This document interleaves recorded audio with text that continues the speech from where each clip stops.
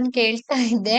ಇದ್ ಬಂದು ಬಿಂಬ್ಳಿಕಾಯಿ ಆಯ್ತಾ. ಬಿಂಬ್ಳಿಕಾಯಿ ಬೇಗನೆ ಬೇಯ್ತದೆ. ಹಂಗ ದೇವಸ್ಥಾನದ ಮುಂದೆನೆ ಜಾತ್ರೆ ಆಗುವಂತದ್ದು ತುಂಬಾ ಚೆನ್ನಾಗಿದೆ ಆಯ್ತಾ. ತುಂಬಾ ಇವಾಗ ಟ್ರೆಂಡ್ ಅಲ್ಲಿ ಇದೆ ಈ ಸೀರೆ. ಅಲ್ಲಿ ಮನವಿ ಮಾಡ್ಬೇಕಾಗ್ತದೆ ಮುಖ್ಯಮಂತ್ರಿ ಅವರಿಗೆ.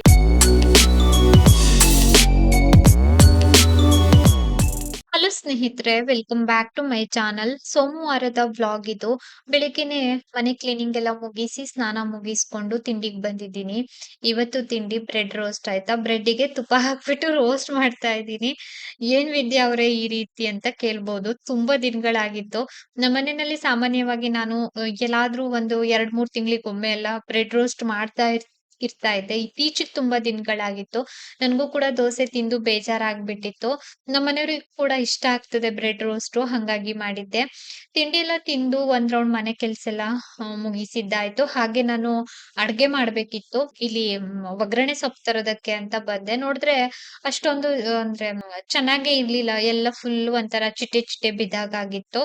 ಆ ಹಾಗಾಗಿ ನಮ್ಮನೆ ಹಿಂದ್ಗಡೆ ಒಂದು ಬೇವಿನ ಎಲೆ ಗಿಡ ಇದೆ, ಅಲ್ಲಿಗೆ ಹೋಗ್ತಾ ಇದ್ದೀನಿ. ಇದು ತುಂಬಾ ದೊಡ್ಡ ಗಿಡ ಆಗಿತ್ತು, ಅದನ್ನ ಕಡ್ದ್ ಬಿಟ್ಟಿದ್ದಾರೆ. ಒಂಥರ ಮರ ತರ ಆಗ್ಬಿಟ್ಟಿತ್ತು.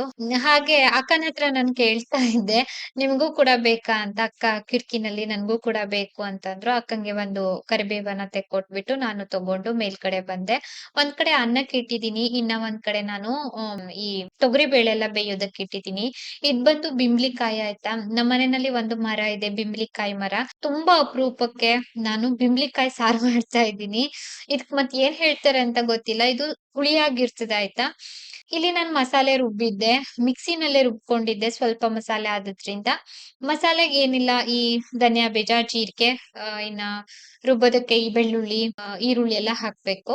ಇಲ್ಲಿ ನಾನು ತೊಗರಿ ಬೇಳೆ ಬೇಯೋದಕ್ಕೆ ಇಟ್ಟಿದ್ದೆ. ಈರುಳ್ಳಿ ಮತ್ತೆ ಆಲೂಗಡ್ಡೆ ಎರಡನ್ನೂ ಕೂಡ ಸೇರ್ಸಿದೀನಿ. ಇದಕ್ಕೆ ಟೊಮೆಟೊ ಹಾಕೋದಿಲ್ಲ. ಏನಕ್ಕೆ ಅಂತಂದ್ರೆ ಈ ಬಿಂಬ್ಳಿಕಾಯಿ ಹುಳಿ ಇರ್ತದಲ್ವಾ, ಹಂಗಾಗಿ. ಎಲ್ಲ ಚೆನ್ನಾಗಿ ಬೆಂದ ನಂತರ ನಾನು ಕೊನೆಯಲ್ಲಿ ಬಿಂಬ್ಳಿಕಾಯಿ ಹಾಕಿದ್ದೆ. ಒಂದ್ 2 ಸೆಕೆಂಡ್ ಬಿಟ್ಟು ಮಸಾಲೆ ಹಾಕಿದೀನಿ. ಬಿಂಬ್ಳಿಕಾಯಿ ಬೇಗನೆ ಬೇಯ್ತದೆ, ಹಂಗಾಗಿ ಕೊನೆಯಲ್ಲಿ ಒಂದು ಒಗ್ಗರಣೆ ಕೂಡ ಹಾಕ್ದೆ. ತುಂಬಾ ದಿನ ಆಯ್ತು ನಾನು ಕ್ಯಾಮ್ರಾ ಮುಂದೆ ಬಂದು. ಏನಿಲ್ಲ ಅಂತಂದ್ರು ಒಂದು 2-3 ಡೇಸ್ ಆಯ್ತು ವಿಡಿಯೋನೇ ಮಾಡಿಲ್ಲ ನಾನು ಆಯ್ತಾ. ವಾತಾವರಣ ಬೇರೆ ಒಂದ್ ಕಡೆ ಚಳಿ, ಅಂದ್ರೆ ಈ ಮಧ್ಯಾಹ್ನ ಹೊತ್ತು ಕೂಡ ಒಂಥರ ಮನೆ ಒಳಗಡೆ ಚಳಿ ಚಳಿ ಅಂತ ಅನಿಸ್ತಾ ಇರ್ತದೆ. ಯಾವ ಕೆಲಸ ಮಾಡೋದಕ್ಕೂ ಮನ್ಸಿಲ್ಲ. ಅದ್ರ ಜೊತೆ ನನ್ಗೆ ಹಲ್ಲು ನೋವು, ಎಲ್ಲಾ ಕಡೆ ಹಲ್ಲು. ಅಂದ್ರೆ ಈ ಕಡೆ ಒಂದ್ ಹಲ್ಲು ಅರ್ಧ ಹೋಗಿದೆ, ಈ ಕಡೆ ಒಂದು, ಇನ್ನ ಈ ಕಡೆ ಹಲ್ಲು ನೋವು. ಹಲ್ಲು ನೋವಲ್ಲಿ ಏನು ತಿನ್ನೋದಕ್ಕೂ ಆಗೋದಿಲ್ಲ. ಈ ಹಲ್ಲು ನೋವಿಗೆ ತಲೆ ಎಲ್ಲ ನೋವು. ಇವತ್ತು ನಮ್ಮನೆಯವ್ರು ಹಾಸ್ಪಿಟಲ್ ಹೋಗುವ ಅಂತ ಹೇಳಿದ್ರು, ಆದ್ರೆ ನಾನೇ ಸ್ವಲ್ಪ ಕಳ್ ಬಿದ್ದಿದ್ದೀನಿ. ರೀಸನ್ ಏನಂತಂದ್ರೆ ನನ್ಗೆ ಸ್ವಲ್ಪ ಈ ಹಲ್ಲಿನ ಆಸ್ಪತ್ರೆಗೆಲ್ಲ ಹೋಗೋದಂತಂದ್ರೆ ತುಂಬಾ ಭಯ. ಅದ್ರಲ್ಲಿ ಬೇರೆ ಏನ್ ಹೇಳ್ತಾರೋ ಅಂದ್ರೆ, ಮತ್ತೆ ರೂಟ್ ಕೆನಲ್ ಎಲ್ಲ ಮಾಡೋದಕ್ಕೆ ಹೇಳಿದ್ರೆ ಅವೆಲ್ಲ ಸ್ವಲ್ಪ ರಿಸ್ಕ್ ಅಂತ. ನೋಡೋಣ, ಇನ್ನ ಒಂದು 2-3 ಡೇಸ್ ಹಿಂಗೆ ಇದ್ರೆ 2-3 ಡೇಸ್ ನಂತರ ಹೋದ್ರೆ ಆಯ್ತು ಅಂತ ಅನ್ಕೊಂಡಿದೀನಿ. ಬೇಗನೆ ಅಡುಗೆ ಕೆಲಸ ಎಲ್ಲ ಮುಗಿಸಿದೆ. ಇವತ್ತು ಸೋಮವಾರ, ಗಂಟೆ 12 ಆಯ್ತಾ. ಇವಾಗ ನಾನು ದೇವಸ್ಥಾನಕ್ಕೆ ಹೋಗಿ ಬರುವ ಅಂತ, ಇಲ್ಲೇ ಮನೆ ದೇವರು ವೆಂಕಟರಮಣ ದೇವರ ದರ್ಶನ ಮಾಡ್ಕೊಂಡ್ ಬರುವ ಅಂತ ರೆಡಿ ಆಗಿದ್ದೀನಿ. ಬನ್ನಿ ಇವಾಗ ಹೊರಡುವ. ಹೋಗಿ ಬಂದು ಒಂದೆರಡು ವಿಡಿಯೋ ಮಾಡ್ಲಿಕ್ಕಿದೆ ನನ್ಗೆ. ಒಂದು ಮೀಶೋ ಹಾಲ್ ಮಾಡ್ಲಿಕ್ಕಿದೆ, ಇನ್ನ ಒಂದು ವಿಡಿಯೋ ಮಾಡ್ಲಿಕ್ಕಿದೆ. ಹೇಳ್ತೀನಿ ಆಯ್ತಾ ನಿಮ್ಗೆ ಏನಂತ. ಅಂದ್ರೆ ನಮ್ಮ ಈ ಕಡೆಯವರಿಗೆ ಒಂದು ಏನ್ ಹೇಳ್ತಾರೆ, ಅವೇರ್ನೆಸ್ ಅಲ್ಲ. ನಮ್ಮ ಈ ಕಡೆಯವರಿಗೆ ತುಂಬಾ ಚೆನ್ನಾಗಿ ಗೊತ್ತು. ಬಂದ್ಬಿಟ್ಟು ಅವನ್ನೆಲ್ಲ ಮಾತಾಡ್ತೀನಿ. ಬನ್ನಿ ಇವಾಗ ಹೊರಡುವ. ಪ್ರತಿ ವರ್ಷನೂ ಕೂಡ ಈ ದೇವಸ್ಥಾನದ ಮುಂದೆನೆ ಜಾತ್ರೆ ಆಗುವಂತದ್ದು. ವೆಂಕಟರಮಣ ದೇವಸ್ಥಾನ ಹತ್ರನೇ ಜಾತ್ರೆ ಆಗೋದು ಆಯ್ತಾ. ಇವತ್ತು ದೇವರ ಅಲಂಕಾರ ಎಲ್ಲ ತುಂಬಾ ಚಂದ ಮಾಡಿದ್ರು. ದೇವಸ್ಥಾನದಲ್ಲಿ ಒಂದ್ 3-4 ಜನ ಇದ್ರು ಅಷ್ಟೇನೆ, ಭಟ್ರು ಯಾರು ಕೂಡ ಇರ್ಲಿಲ್ಲ. ನಾವು ಬಂದು ದೇವರಿಗೆ ಕೈ ಮುಗ್ದು ಹಾಗೆ ದೇವ್ರ ದರ್ಶನ ಎಲ್ಲ ಮುಗಿಸ್ಕೊಂಡು ಸ್ವಲ್ಪ ಹೊತ್ತು ಕುಂತಿದ್ವಿ. ನಿಮ್ಗೂ ಕೂಡ ದೇವ್ರ ದರ್ಶನ ಮಾಡ್ಸಿದೀನಿ. ಇವತ್ತು ತುಂಬಾ ಚಂದ ಅಲಂಕಾರ ಮಾಡಿದ್ರು ದೇವ್ರನ್ನ. ಏನೋ ಒಂಥರ ಮನ್ಸಿಗೆ ಖುಷಿ ಅಂತ ಅನಿಸ್ತಾ ಇತ್ತು ನನ್ಗೆ. ನಾನು ವರ್ಷದ ಆರಂಭದಲ್ಲೂ ಕೂಡ ವೆಂಕಟರಮಣ ದೇವರ ದರ್ಶನಕ್ಕೆ ಹೋಗಿದ್ದೆ, ಮನೆ ದೇವರ ದರ್ಶನಕ್ಕೆ. ವರ್ಷದ ಎಂಡಲ್ಲೂ ಕೂಡ ಬಂದಿದ್ದೀನಿ. ಇವತ್ತು ವಿಡಿಯೋಗೆ ವಾಯ್ಸ್ ಓವರ್ ಕೊಡುವಾಗ ನನ್ಗೆ ನೆನಪಾಗ್ತಾ ಇತ್ತು ಆಯ್ತಾ. ಹೀಗೆ ತುಂಬಾ ದಿನ ಆಗಿತ್ತು ಅಂತ ಬಂದಿದ್ವಿ ದೇವ್ರ ದರ್ಶನ ಮುಗಿಸ್ಕೊಂಡು. ಹಂಗೆ ಎದುರುಗಡೆ ಒಂದು ಆಂಜನೇಯ ಸ್ವಾಮಿ ದೇವಸ್ಥಾನ ಇದೆ. ಇಲ್ಲೇನೆ ಆಪೋಸಿಟ್ ಇರುವಂತದ್ದು. ಆಂಜನೇಯ ಸ್ವಾಮಿಗೂ ಕೂಡ ಕೈ ಮುಗ್ದು ಮನೆ ಕಡೆ ಬಂದ್ವಿ. ದೇವಸ್ಥಾನಕ್ಕೆ ಹೋಗಿ ಮನೆಗ್ ಬಂದೆ. ವೆಂಕಟರಮಣ ಸ್ವಾಮಿ ದೇವರ ದರ್ಶನಕ್ಕೆ ಹೋಗಿದ್ದೆ. ತುಂಬಾ ದಿನ ಆಗಿತ್ತು ದೇವಸ್ಥಾನಕ್ಕೆಲ್ಲ ಹೋಗ್ದೇನೆ. ಹಂಗಾಗಿ ಇವತ್ತು ದೇವಸ್ಥಾನಕ್ಕೆ ಹೋಗಿ ಬಂದಿದ್ದಾಯ್ತು. ಇನ್ನ ಏನಂತಂದ್ರೆ ಮೀಶೋ ಇಂದ ಒಂದು 2 ಪಾರ್ಸಲ್ ಬಂದಿದೆ ಆಯ್ತಾ. ಒಂದು ಸೀರೆ, ಒಂದು ವಾಲೆಟ್. ಇದು ತುಂಬಾ ಕಡಿಮೆ ಬೆಲೆಗೆ ತರಿಸಿರುವಂತಹ ವಾಲೆಟ್. ಸೀಸಲ್ ಮರ್ತು ಹೋಗಿದ್ದೀನಿ. ಒಂದಿಷ್ಟು ಬಟ್ಟೆ ಇನ್ನ ಬರ್ಲಿಕ್ಕಿದೆ, ಒಂದಿಷ್ಟು ಆರ್ಡರ್ ಹಾಕಿದಿನ ಬಂದಿಲ್ಲ. ಒಂದೊಂದೇ ಪೀಸ್ ಎಲ್ಲ ಬಂದು ಇರೋದ್ರಿಂದ ಸರಿಯಾಗಿ ವಿಡಿಯೋ ಮಾಡೋದಕ್ಕೆ ಆಗ್ತಾ ಇಲ್ಲ ನನ್ಗೆ. ಇದೇ ವಾಲೆಟ್ ಸಖತ್ತಾಗಿದೆ. ಇದ್ರ ಬೆಲೆನ ನಾನು ಸ್ಕ್ರೀನ್ ಮೇಲೆ ಹಾಕಿರ್ತೀನಿ ಆಯ್ತಾ. ತುಂಬಾ ಅಂದ್ರೆ ತುಂಬಾ. ಇದೇ ವಾಲೆಟ್ ನಾನು ಆರ್ಡರ್ ಹಾಕಿರುವಂತದ್ದು. ಇದ್ರ ಬೆಲೆ ಬಂದು 171. 2 ಕಂಪಾರ್ಟ್ಮೆಂಟ್ ಇದೆ ಇದಕ್ಕೆ. ಹಾಗೆ ಇಲ್ಲಿ ಮಿಡ್ಲಲ್ಲಿ ಒಂದು ಜಿಪ್ ಇದೆ ಆಯ್ತಾ, ಮಿಡ್ಲಲ್ಲಿ ಒಂದು. ಇದ್ರದ್ದು ಬೆಲೆ ಬಂದು 171 ರೂಪಾಯಿ.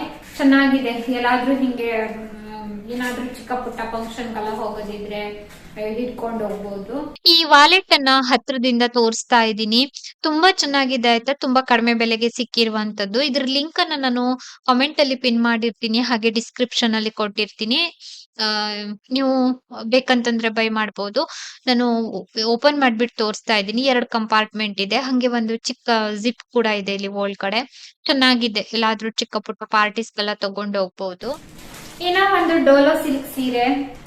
ಇವಾಗ ಟ್ರೆಂಡ್ ಅಲ್ಲಿ ಇದೆ ಅಲ್ವಾ ಡೋಲೋ ಸಿಲ್ಕ್ ಸೀರೆ ಬಂದು. ಇದನ್ನು ಅಷ್ಟೇನೆ 500 ರೂಪಾಯಿ ಒಳಗಡೆ ತರಿಸಿರುವಂತಹ ಸೀರೆ. ಇದು ಬಂದು ಸದ್ಯದಲ್ಲಿ ನಾನು ಒಬ್ಬರದ್ದು ಸೀರೆ ಫಾಲ್ ಹಚ್ಕೊಟ್ಟಿದ್ದೆ ಆಯ್ತಾ. ಡೋಲೋ ಸಿಲ್ಕ್ ಸೀರೆ, ಯೆಲ್ಲೋ ಕಲರ್ ಸೀರೆ ಆಗಿತ್ತು. ಇದ್ರ ಬೆಲೆ ಬಂದು 451 ರೂಪಾಯಿ.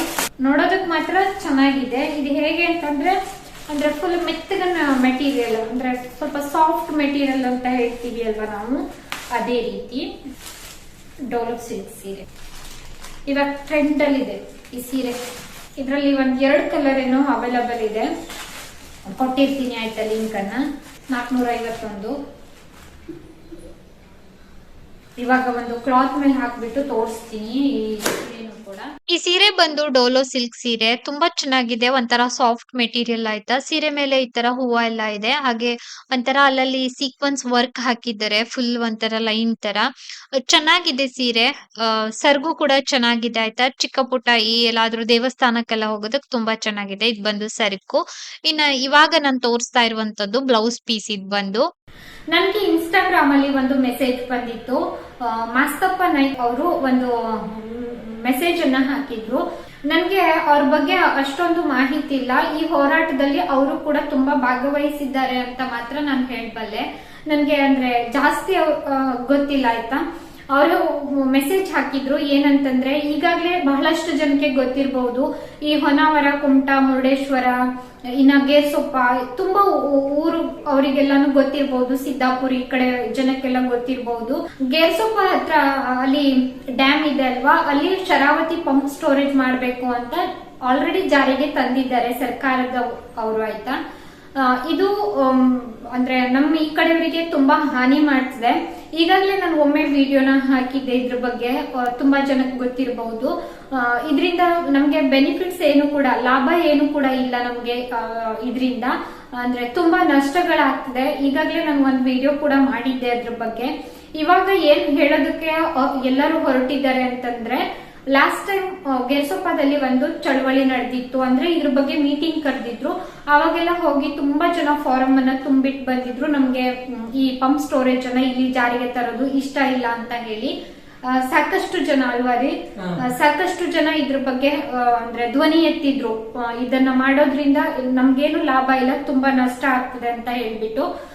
ನಷ್ಟ ಏನೇನೆಲ್ಲ ಆಗ್ತದೆ ಅಂತ ವಿಡಿಯೋ ಕೊನೆಯಲ್ಲಿ ಹೇಳ್ತೀನಿ ಆಯ್ತಾ. ಇವಾಗ ಮಾಸ್ತಪ್ಪ ನಾಯ್ಕ್ ಬಲ್ಸೆ ಅನ್ನೋದು ಅವ್ರ ಊರ ಹೆಸರು. ಅದ್ ಬಂದು ಅವರು ಇವಾಗ ಒಂದು ಪೋಸ್ಟ್ ಕಾರ್ಡ್ ಚಳವಳಿ ಅಂತ ಜಾರಿಗೆ ತಂದಿದ್ದಾರೆ. ಅದು ಹೇಗೆ ಅಂತಂದ್ರೆ, ನಾವು ಇದ್ರ ಬಗ್ಗೆ ಬರ್ದ್ಬಿಟ್ಟು ಪೋಸ್ಟ್ ಅಲ್ಲಿ ಮುಖ್ಯಮಂತ್ರಿ ಅವರಿಗೆ ತಲುಪಿಸುವಂತದ್ದು. ಆ ಪತ್ರದಲ್ಲಿ ಒಂದು ಮನವಿ ಬರಿಬೇಕಾಗ್ತದೆ. ನಾನು ನಾಳೆ ಮನವಿ ಬರ್ದಾಗ ನಿಮ್ ಜೊತೆ ಶೇರ್ ಮಾಡ್ಕೊಳ್ತೀನಿ. ನಾವು ಸಂತೋಷ ಅವರೆಲ್ಲರೂ ಕೂಡ ಬರಿಬೇಕು ಅಂತ ಅನ್ಕೊಂಡಿದೀವಿ. ಆವಾಗ ನಾವು ಶೇರ್ ಮಾಡ್ತೀವಿ ಅದ್ರ ಬಗ್ಗೆ. ಪತ್ರದಲ್ಲಿ ಮನವಿ ಏನಂತಂದ್ರೆ, ನಮ್ಗೆ ಈ ಶರಾವತಿ ಪಂಪ್ ಸ್ಟೋರೇಜ್ ಬೇಡ, ನಮ್ಗೆ ಬೇಕಾಗಿರುವಂತದ್ದು ಈ ಉತ್ತರ ಕನ್ನಡಕ್ಕೆ ಒಂದು ಮಲ್ಟಿ ಸ್ಪೆಷಾಲಿಟಿ ಹಾಸ್ಪಿಟಲ್ ಅಂತ ನೀವು ಅಲ್ಲಿ ಮನವಿ ಮಾಡ್ಬೇಕಾಗ್ತದೆ ಮುಖ್ಯಮಂತ್ರಿ ಅವರಿಗೆ.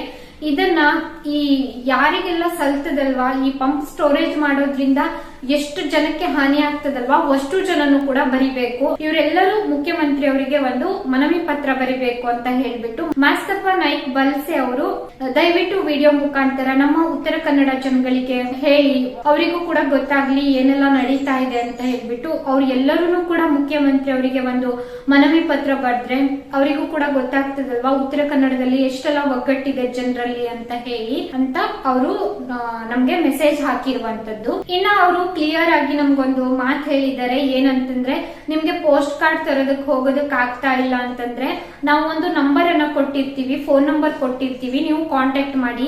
ನಿಮ್ಮ ಗ್ರಾಮದಲ್ಲಿ ಎಷ್ಟು ಮನೆ ಇದೆ ಅಷ್ಟು ಪೋಸ್ಟ್ ಕಾರ್ಡ್ ಅನ್ನ ನಾವು ನಿಮಗೆ ತಲುಪಿಸುವಂತಹ ಪ್ರಯತ್ನ ಮಾಡ್ತೀವಿ. ದಯವಿಟ್ಟು ನೀವೆಲ್ಲರೂ ಕೂಡ ಉತ್ತರ ಕನ್ನಡನ ಉಳಿಸ್ಕೊಳ್ಳಿ ಅನ್ನುವಂತಹ ಒಂದು, ಈಗಾಗಲೇ ಇದ್ರ ಬಗ್ಗೆ ಅಭಿಯಾನ ಎಲ್ಲ ನಡೀತಾ ಇದೆ.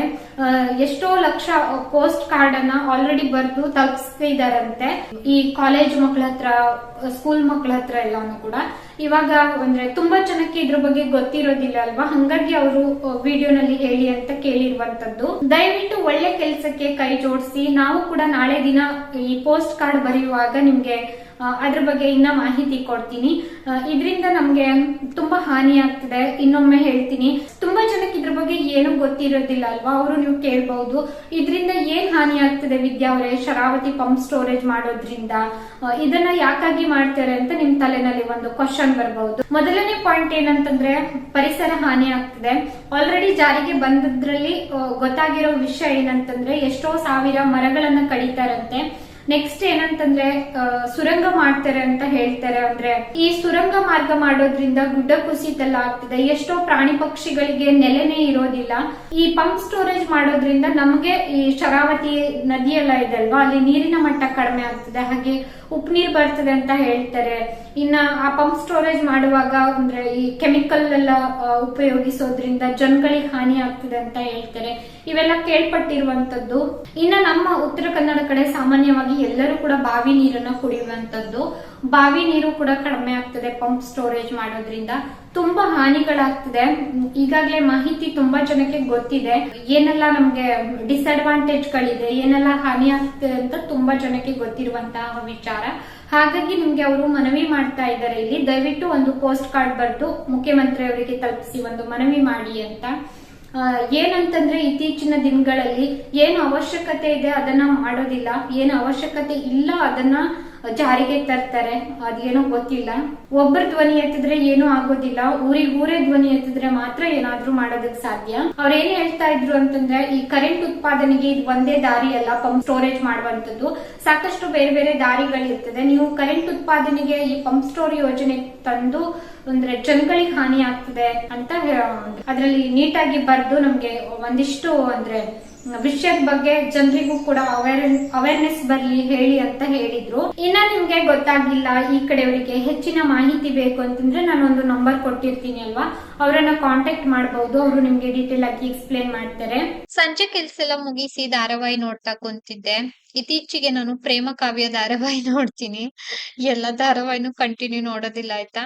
ಟೈಮ್ ಸಿಕ್ಕಾಗ ಈ ತರ ಬ್ಲೌಸಿಗೆಲ್ಲ ಹುಕ್ಕ ಕಾಜು ಮಾಡ್ತಾ ನೋಡ್ತೀನಿ. ಇವತ್ತಿನ ವಿಡಿಯೋನು ಕೂಡ ಇಲ್ಲಿಗೆ ಎಂಡ್ ಮಾಡ್ತಾ ಇದ್ದೀನಿ. ವಿಡಿಯೋ ನೋಡಿದಕ್ಕಾಗಿ ಧನ್ಯವಾದ.